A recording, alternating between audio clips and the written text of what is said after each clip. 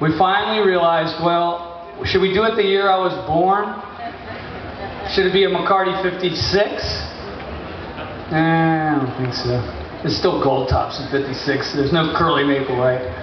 So we decided that we would make it 1958, and we're coming out with a McCarty 58 and an SC 58. And we've got a new bridge on this thing that we really like on the single cut. And it's much thinner binding, it's a new color, we've got new rings on the guitars, we've got new knobs on the guitars, we've changed a lot of details on the instruments, but that is the instrument we think we would have released if it was 1958. Howard Leese got his hands on one today. If anybody was in that master class this morning, he said it just sounded thunderous. He was really happy with it. We're going to do a quest for tone today where we compare the sound of this guitar to a 58 Les Paul. You're going to get to see that happen. It's a little bit of a blind test because I've not actually done the exact test that we're going to do, and if we've done our job, we'll be fine. If we haven't done our job, it's going to be a disaster. But, you know, a 58 Les Paul was built by my teacher, Ted McCarty, right? And so we're not going to compare to something our competitors are making. We're going to compare something to something you could buy a house with. All right, fair enough? Not good.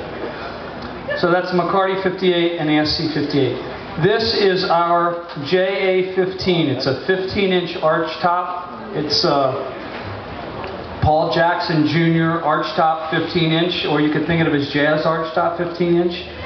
The braces are carved into the top. Instead of gluing braces in the arch top, we've just had the piece of wood thicker and carved away it so it left braces.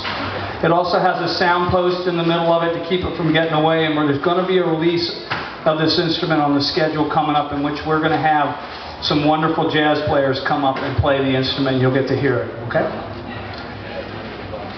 That's a Quattro, right? Okay. This is our fourth version of Modern Eagle. It's called a Quattro. My wife's suggestion that we call it a Quattro. Always listen to the wife. Happy wife, happy home. Happy wife, happy Paul. All right.